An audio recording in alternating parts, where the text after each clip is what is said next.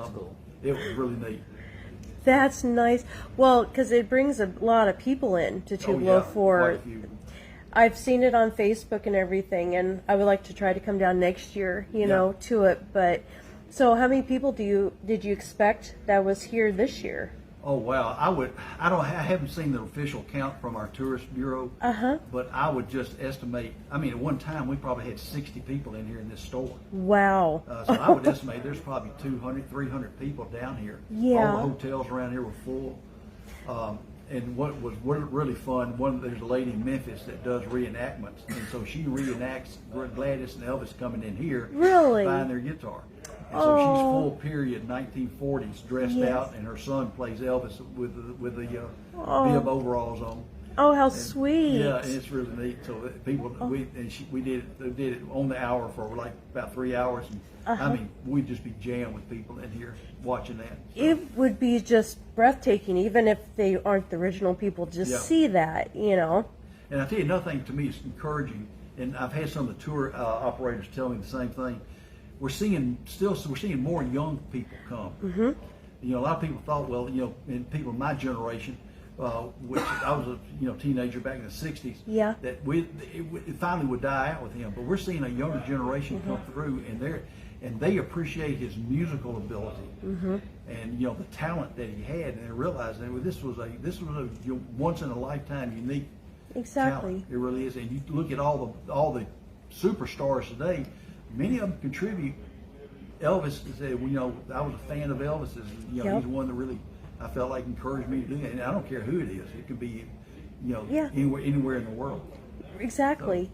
That's my whole entire goal for my page is to make sure that I keep Elvis, his memory alive, because my own children, my two oldest ones came to Memphis and Tupelo with me one vacation, and I want the following generations to always come and to know who Elvis is, because he was a very sweet person for all the stories I've ever heard about him. So well, I don't know if you had a chance to Memphis. There's a lady here named Sally Odell. Okay. She wrote a book, Destined to Die Young.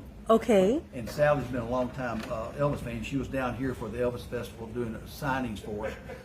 And she did it because she wanted to get the truth out. Right. And so people would appreciate his talents, not so much that rumor was, well, he's a drugged out superstar that died.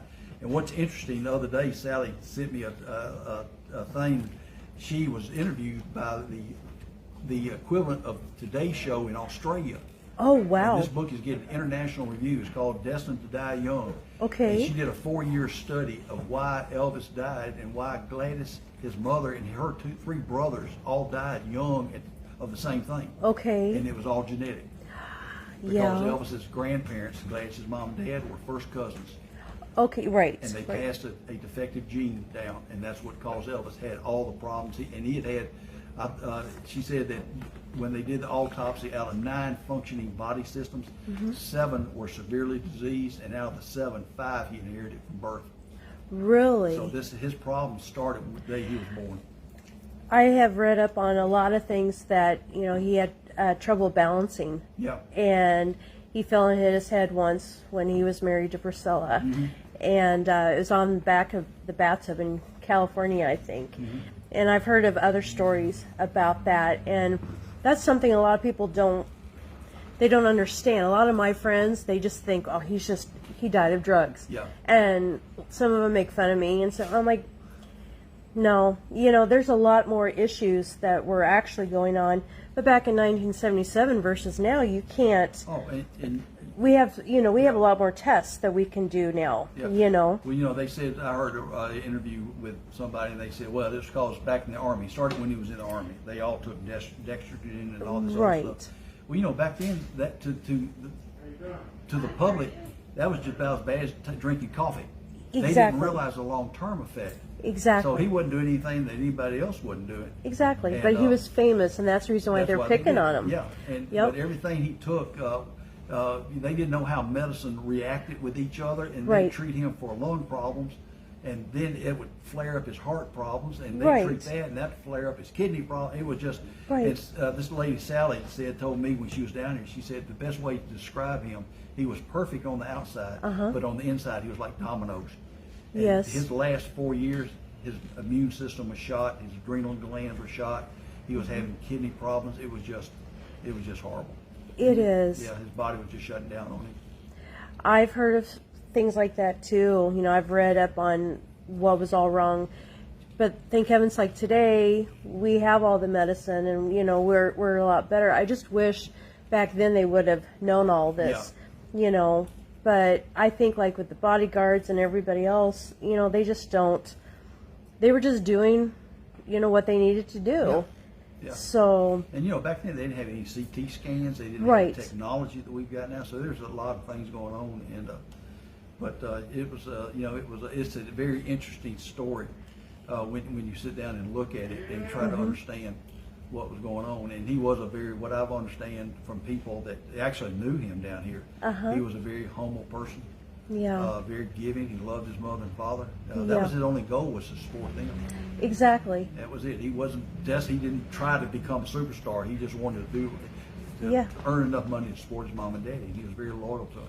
He was very loyal to his family, you Yeah. know, because I know Minnie Mae lived with them. Yeah. And then later on, one of his aunts lived with him. And, you know, so, and I know a lot of his family members. Cousins and all Right. that, yeah. And his uncle, Vester, I think, Yeah. was one of the bodyguards Yeah. at the shack at the very front of Graceland and stuff like that. And that's the part I miss, you know, because Yeah. a lot of people, they just don't have that anymore. But Elvis, he really loved his family and wanted to, you know, be there. Well, one of the most touching things that some of the Elvis tribute artists told me, I would ask them, how did you get started? What did you do? Why did you do? Why are you in this? And they without question, they'd all would say that they had talked to other Elvis tribute artists, the ones that years ago, and they would tell them, you're not Elvis. You will never be Elvis. Don't try to act like him. Don't try to be him. Yeah. But sing his music in honor of him. And to me, that really touched me, because that's when you listen to these guys sing, that's what they're doing. They're honoring this tremendous talent. Yeah. And they're very fortunate. And Yeah. so, and one of our highlights, I have to say this, one of our highlights of our weekend, I got a text from the owner on Sunday. He said, "Can you be down to open the store up at 11 o'clock on Sunday?" I said, "Sure." Why? What's going on? He said, "Linda Thompson wants to come in." Oh. And she'd never been in the store before, so she came in and spent some time with us, and it was real special. Oh, that's having her wonderful. down here. Yeah. We got to meet Ginger Alden last night did? in Memphis, and she was a beautiful lady, you know, and I heard her stories, and she brought some of her clothes that she wore during that time. And it is very special for people that, you know, belong to Elvis one way or another. Yeah. And they're coming to visit and, you know, write books and stuff. It's really nice. Yeah, it is.